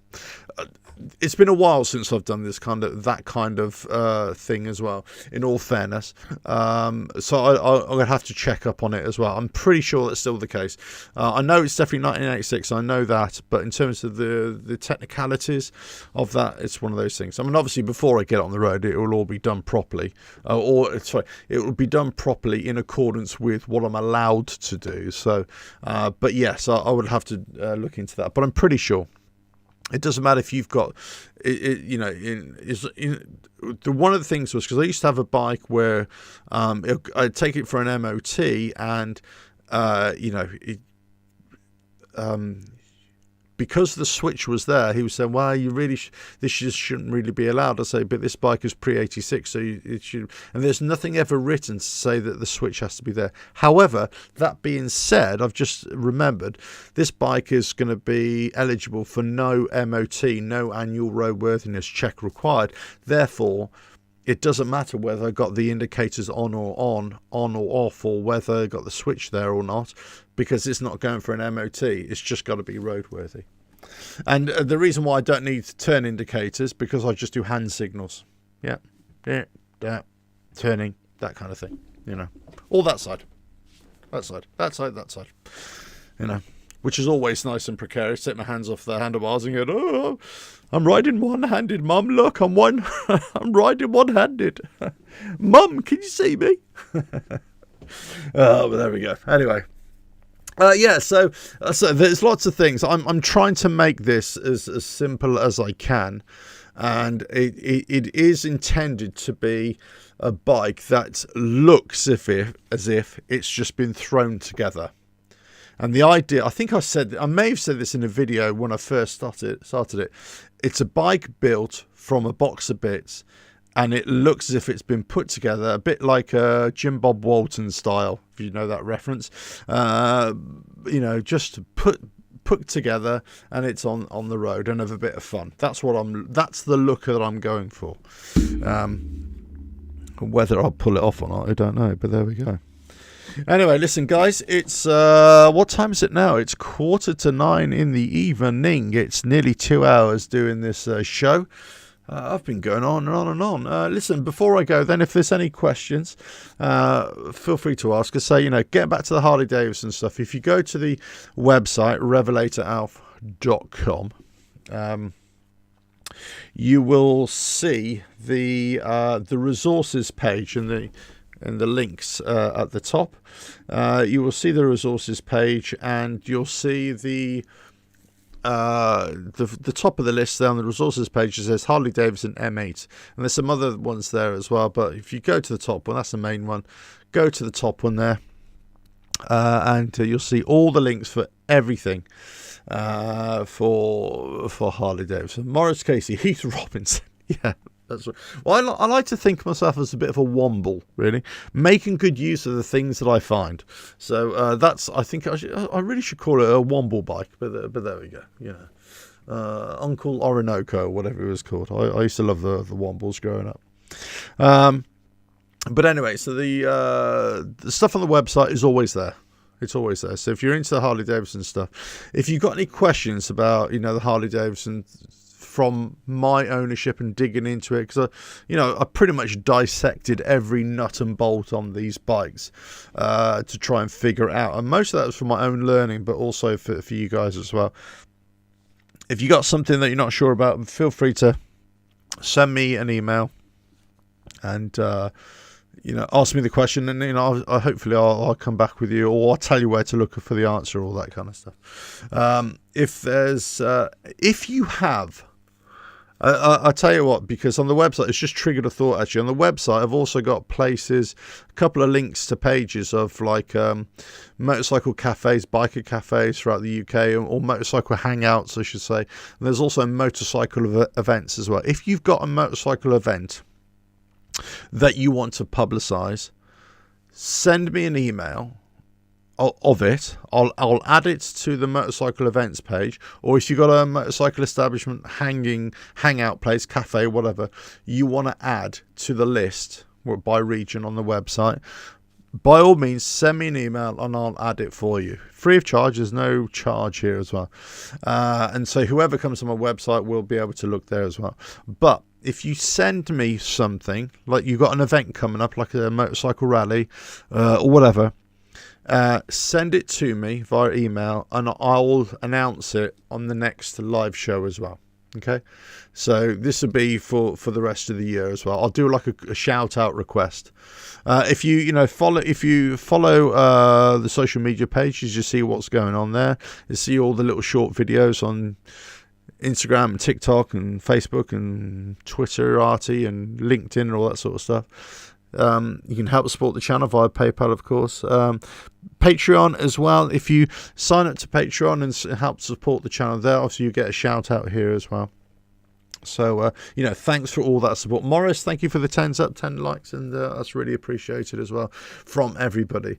But this show, the live show, is a wrong way. It's a radio podcast thing. If those of you just joined and want to say, why is it called a radio podcast thing? When I first started these live shows again, I always said, well, I'm not sure what it is. Is it a radio show, a podcast show, video podcast type thing, whatever? The name's stuck, really. In my head, it's stuck anyway. So it's always going to be a radio podcast thing on motorcycling, but it could be anything, really. Anything. The Q&As, questions, anything you want to send in, by all means, send in. As I said on a few of the posts the other day, send in your questions. Send in your questions, whatever they are. And I will look back on them in the next few days and try and pick out some of those Q&As for the next live show as well. But there we go. Loto. Oh. If you know where I'm from, means something. Oh means it can mean 1,000 different things. But there we go. Oh.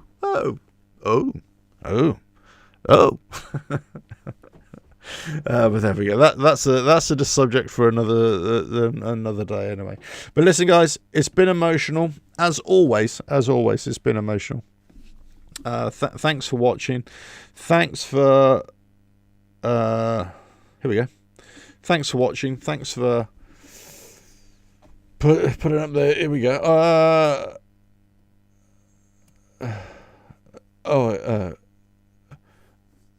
So low tone. Oi is female sheep. I thought it was you was a female sheep. Oh, in Gaelic. Okay. Same word as you. God, I should read your messages. Oh, okay. Oi. There we go. Are you a female sheep? Are you a you? Or am I a you? Are you saying you? Oi. Oh dear, this could go on and on. Very cryptic. I don't know, it could be anything. I could be anything at this stage. Anyway, listen, all I can say is thanks for joining and thanks for watching. It's been emotional. Project Bike Builds, they can go on and on. They can be great fun, but they could be a right pain. It can be a right pain in the backside. And as a greeting, Loto, thank you for watching. I really appreciate it. Thank you for the greeting. Thank you for saying hello. Oi. See, oi for me, that's something else as well. But there we go.